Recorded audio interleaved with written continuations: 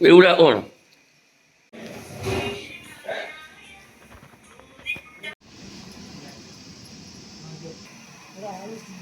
ଆଳୁ ଆଉ ହେଟା କ'ଣ ଅଛି? ଖାଇବା ରୋଗୀକି ଦିଆହେଉଛି ଆଜ୍ଞା। ଆମକୁ ମେଡ଼ିକାଲ ଯେଉଁ ଭଳିଆ କ୍ୟାଣ୍ଟିନ୍ ଦେଇଛି ଆଜ୍ଞା, ଜାଗା ଆମକୁ ଭଲ ଦେଲେ ଭଲ ଜାଗାରେ ରୋଷେଇଟା ହେବ। ରୋଷେଇ କୌଣସି କମ୍ପ୍ଲେନ୍ ନାହିଁ, ରୋଗୀକି ପଚାରି ପାରୁଛନ୍ତି। ଖାଇବା ଖରାପ ହେଉଥିବ ସେ ବିଷୟରେ କୁହନ୍ତୁ। କ'ଣ କରିବୁ ଭାଇ, ଆପଣ ନିଜେ ଚିନ୍ତା କରନ୍ତୁ। ଏଇଭଳିଆ ଜାଗାରେ ଆମକୁ ଫାଙ୍କା ଜାଗାଟାରେ ଦେଇଥିଲେ, ମୁଁ ଏଗୁଡ଼ା ସବୁ ଆମେ କଭର ନିଜେ କରିବୁ। ହଁ, ଏଇଟା ଏଇ ହାତରୁ ଏଇଟା ଖର୍ଚ୍ଚ ହେଇଛି ଆଜ୍ଞା।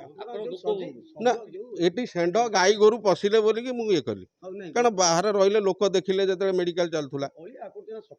ସଫା ଆଜ୍ଞା, ସେମାନେ ସୁଇପର ଏଠି ନାହାନ୍ତି, ତ ଆମେ ଏଇ ରୋଷେଇ ସରିଲା ବର୍ତ୍ତମାନ ସଫା କରିବୁ। ଟିକେ ଅଧ ଘଣ୍ଟାଟେ ଆପଣ ଅପେକ୍ଷା କରନ୍ତୁ, କିଭଳିଆ ସଫା କ୍ଲିନିଂ ହେଉଛି ଦେଖନ୍ତୁ।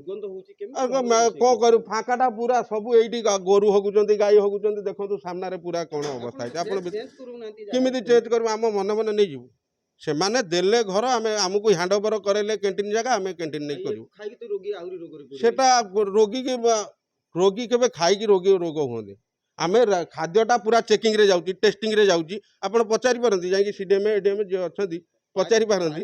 ଶୁଣନ୍ତୁ, ମୁଁ ଆଉ କିଛି କହିପାରିବି ନା। ମୋର ଏତିକି ନିବେଦନ, ଯଦି କ୍ୟାଣ୍ଟିନ୍ଟା ଭଲ ଜାଗାରେ ଦେବ ନିଶ୍ଚୟ ଭଲ ହେବ।